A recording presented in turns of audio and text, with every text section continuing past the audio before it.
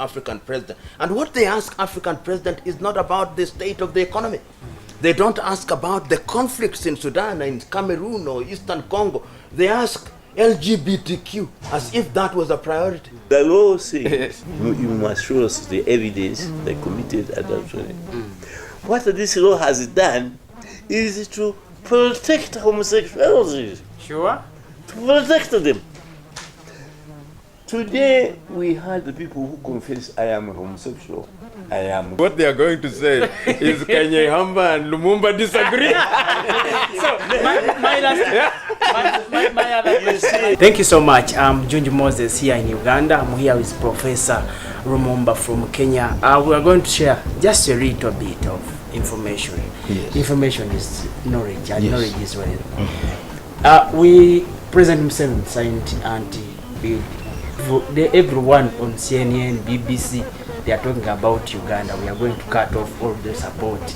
What do you have to say? I'm already on record as having supported that particular bill which has come into law. And my position is informed by a number of things. And let's be historical about it. The West does to Africa what it does to nobody else. The argument they are putting forth, they can never put forth in Kuwait, they can never put it forth in Dubai, in Saudi Arabia, or any of the Muslim countries. But when they come to Africa, they want to dictate to us what happens in the West is what we must do. They think we are the tail that they wag as they want. When you look at our laws when they came here, and I want you to look at the penal code, whether of Uganda or Tanzania, or all these laws, when they came here, they created an offense called sodomy, the offense of sex against the order of nature, which is based on the biblical provision to be found in the book of Leviticus. Has nature now changed? That they are now telling us that we must do what they are doing? Is LGBTQ Africa's greatest priority? When there are conflicts, we must do what we are convinced is in our best interest. And if at any one time the people of Uganda think that that is not what's in their best interest, they'll change their mind. But I speak from where I sit. Whether I'm right or wrong is another debate. But this is my position, that the West must not dictate to us. I've seen them, all of them, interview African president. And what they ask African president is not about the state of the economy.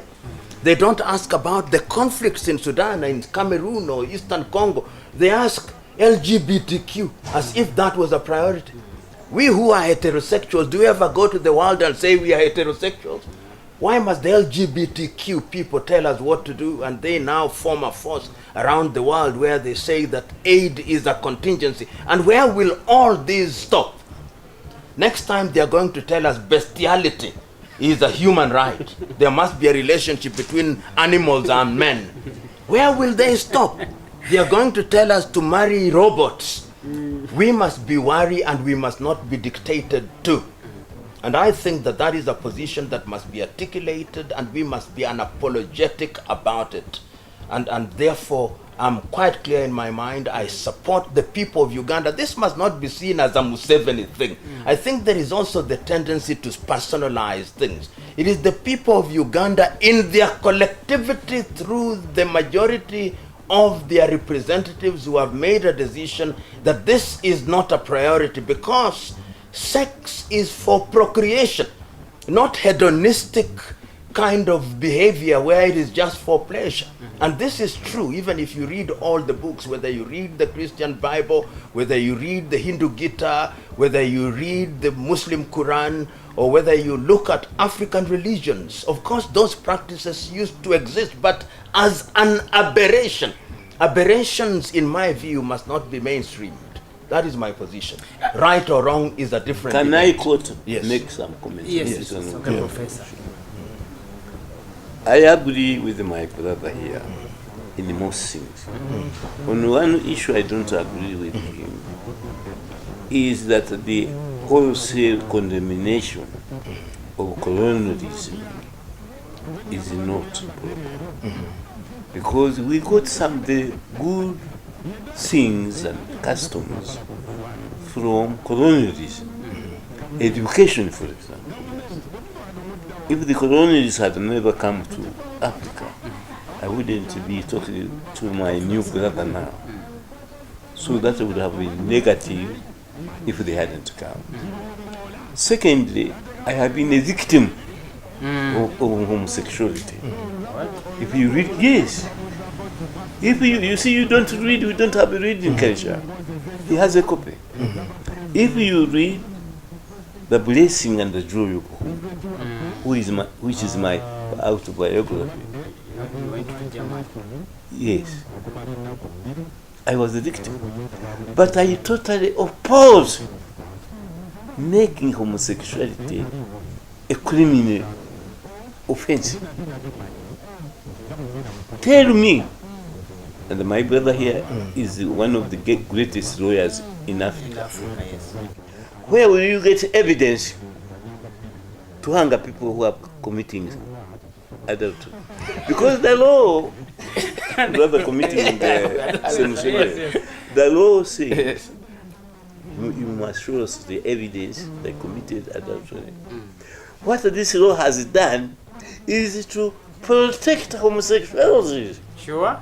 To protect them.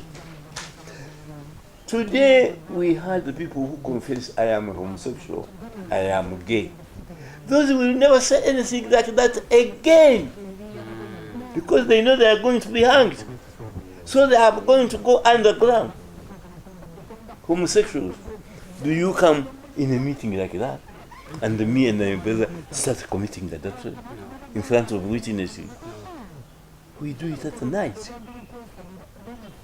If we are homosexual, and there are not many.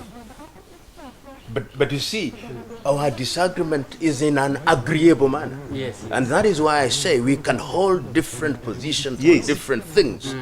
But that is the beauty of freedom of thought, so that he holds this view. Take, for example, the question that is talked about, and this would be the first subject of his lecture. When you talk about the benefits of colonialism, we sometimes hold the view, what would have happened if we were not interrupted? Would we have had an education system which would have made us meet somewhere? Perhaps. It is not known. Invented the plane. But I think you've got your point. Yes. So you can, I know what they are going to say is Kanyeihamba and Lumumba disagree. So my other question. This is very good. When I was that is what they are going to say. when I was teaching in the UK, and I